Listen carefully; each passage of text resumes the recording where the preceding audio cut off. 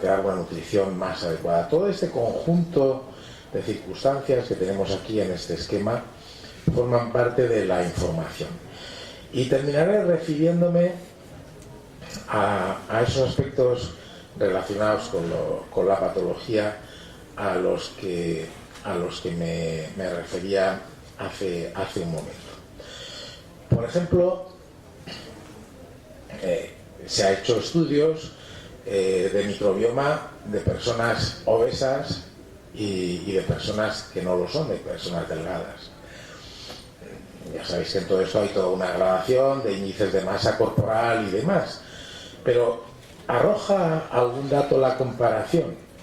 Porque estudios se han publicado muchos y podemos hacer esos metaanálisis que permitan sacar conclusiones de ese conjunto, que es lo que hacen los metaanálisis. Pues bueno, resulta que en obesos hay proporciones más bajas de algunos de estos grupos. Conclusión, ¿por no tener esas bacterias son obesos? No hay tal. Lo que de momento estamos viendo es que efectivamente hay diferencias. Y resulta además que, porque en la experimentación y en microbioma ahora esto se lleva muchísimo, en la experimentación que se está haciendo, es traslasar a modelos de experimentación animal, por ejemplo en ratón. Hay estudios con ratones obesos, con ratones delgados. Podemos, por ejemplo, trasplantar la microbiota de personas delgadas a ratones obesos, sí. ¿Y se corrige la obesidad? Pues en parte. Naturalmente ahí tenemos un resultado prometedor. Pero de momento, este tipo de datos hay que tomarlos como indicaciones de una cierta asociación. Lo hay con obesidad. Aquí tendríamos, por ejemplo, en obesos, cuál sería la composición frente a delgados, las poblaciones que se incrementan en obesos frente a las poblaciones que se incrementan en delgados. Es un estudio más. Otros tipos de patologías, por ejemplo, patologías metabólicas. Pues resulta que también a veces la patología se asocia en concreto a la diabetes y también hay diferencias. La diabetes, ya sabéis que hay fundamentalmente dos tipos. Los expertos llegan incluso a distinguir más, pero la diabetes tipo 1, las personas que tienen una deficiencia en insulina y por tanto no tienen esa función, necesitan para vivir, se les puede corregir con la insulina como fármaco, o las personas que la desarrollan en edades más adultas con la diabetes tipo 2, que suele estar más asociada a edades determinadas y a otros problemas metabólicos como es la obesidad. Bueno, pues en este caso la microbiota parece ser que opera por una vía de señales que se transmiten, moléculas que producen esos microbios, se transmiten a través de la mucosa intestinal, pasan al interior del organismo y pueden afectar a otros sistemas como el llamado sistema endocannabinoide, que activa o puede activar la adipogénesis, la génesis de grasa, etcétera, etcétera. Y estamos empezando a conocer conexiones de ese tipo. De momento, comparando sanos y enfermos, o a sanos y afectados, en su microbiota, y a partir de ahí tratando de sacar conclusiones. Aquí tengo algunos datos también de abundancias relativas de un conjunto de especies, hasta 156, que permite diferenciar un microbioma asociado a colitis ulcerosa y a enfermedad de Crohn, dos problemas intestinales que son verdaderamente muy serios cuando se producen. Queda de pensar que tuviera que ver algo microbioma, porque son problemas fundamentales intestinales. Bueno, pues se correlacionan de esa manera. De momento, trasladamos esto a un modelo de ratón y pasa lo mismo. Y una pregunta que cuando se empezó a formular, algunos dijeron, caray, también el sistema nervioso central, también el cerebro, desde luego, si en nuestro cerebro hay un microbio, lo tenemos claro, es una infección tremenda y eso puede ser absolutamente fatal.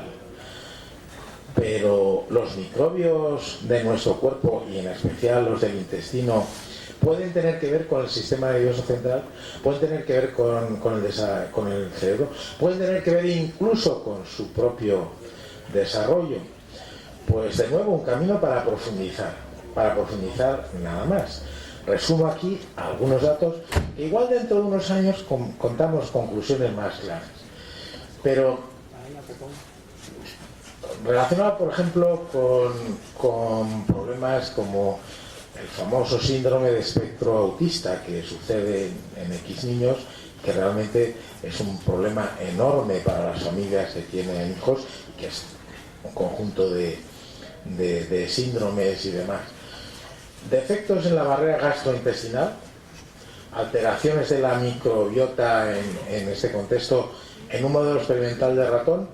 Resulta que en el ratón, experimentalmente, con el ratón podemos experimentar, se ha podido ver que hay síntomas de trastornos del espectro autista.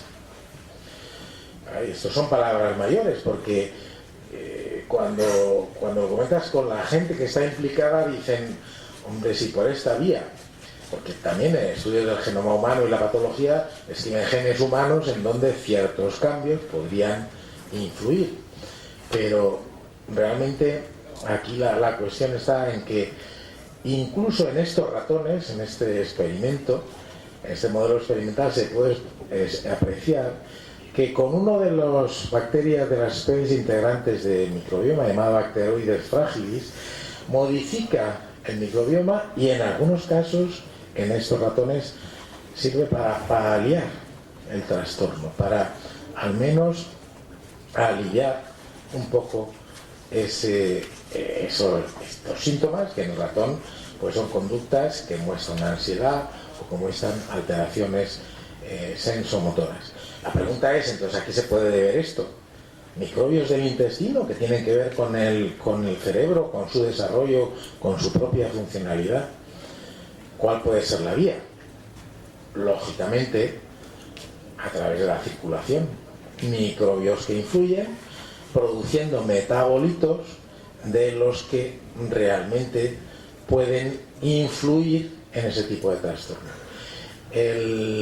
Los datos en este grupo de ratones efectivamente muestran que algunos metabolitos están muy alterados precisamente por los cambios en la microbiota, y lo que aporta Bacteroides fragilis en este modelo experimental, una cosa muy controlada y muy definida, y algo que se aleja todavía mucho del ser humano, pero que no dejan de ser síntomas propios del autismo que se pueden estudiar en el ratón. Pues en algunos casos resulta que hay variaciones, lo que muestra este cuadro, variaciones en esos metabolitos. Es decir, que las determinadas patologías, incluso algunas de lo más insospechadas, porque lo mismo que hablamos de autismo, pues podemos hablar de trastornos neurológicos como la esclerosis múltiple o otros, Parkinson, etcétera. Trastornos de ese estilo pueden tener relación. Entonces, claro, la pregunta que algunos ya se hicieron hace algún tiempo es, modificando la microbiota, a lo mejor mejoramos la salud, especialmente en estas situaciones. Bueno, pues como pasa muchas veces en todo esto, algunos empiezan por el tejado haciendo algunas apuestas que son un poco arriesgadas, pero y bueno, vamos a modificar la microbiota, pero no dando una especie, porque si vais a las farmacias os pueden dar muchos productos llamados probióticos. Son especies microbianas, bacterias o levaduras que uno los puede tomar. Lo ha tomado hace mucho tiempo, pero claro, eso es una especie o unas pocas, ¿no? Hay gente que ha dicho, bueno, si hay una microbiota intestinal en determinadas personas que son sanas y otra en las que están afectadas de tal patología, ¿por qué no trasplantarle la microbiota? Y se ha trasplantado la microbiota fecal. Se ha trasplantado haciendo un extracto de heces a través de algún sistema de canulación hasta el intestino, o se ha trasplantado para modificar.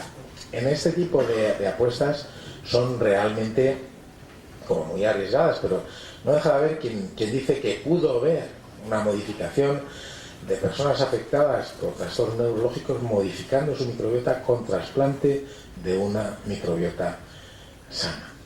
En todo caso, que hay resultados prometedores en el tratamiento de la inflamatoria intestinal y colon irritable cambiando la microbiota, sí, e incluso trasplantando. Y en exploración pues está el tratamiento de muchísimas enfermedades. Por eso, y ya sí que termino, la microbiota empieza a revelarse como agente potencial en terapéutica. Fijaros, y esto conviene que lo sepa la ciencia actual, y la ciencia biomédica y la biotecnología actual es un terreno para el emprendimiento. No sé si a algunos ha entrado ese gusanillo de decir, bueno, el día de mañana ser emprendedor, empresario, creativo, con nuevas ideas. Hay mucho emprendimiento, por ejemplo, en las tecnologías digitales. Bueno, pues también en biotecnología hay muchos. Empieza a haber muchas empresas que tienen nombres como OpenBiome, Second Genome, Symbiotic Health, que están tratando de explotar todo esto. Una terapia que ya está implantada, con trasplante de microbiota fecal, es el tratamiento de una infección muy complicada que sucede a veces en los hospitales por un microorganismo que puede estar entre el microbioma normal, pero que si llega a predominar es una patología muy cierta y gravísima, que es Clostridium difficile, se llama así. Clostridium difficile que tenemos aquí. Bueno, pues Clostridium difficile, a veces la infección puede ser tan intensa y por estirpes difíciles de encontrar un antibiótico adecuado para tratarlas, que se ha podido recurrir, y ese trasplante de microbiota empieza a tener importancia. Pero hay otras posibilidades para tratar problemas alérgicos e inflamatorios. Para tratar problemas alérgicos e inflamatorios son autoinmunitarios. Incluso en algunas situaciones, pues emplear microbios o microbiota de conjunto para terapias. Este es un camino, bueno, si hay ocasión, dentro de 5 años seguramente que contaríamos cosas mucho más nuevas, cosas que han ido surgiendo.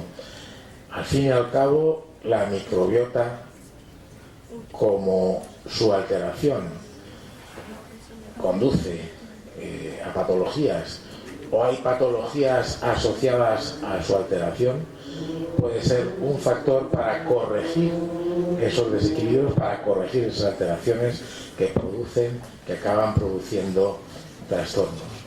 En definitiva, hemos comentado de un terreno.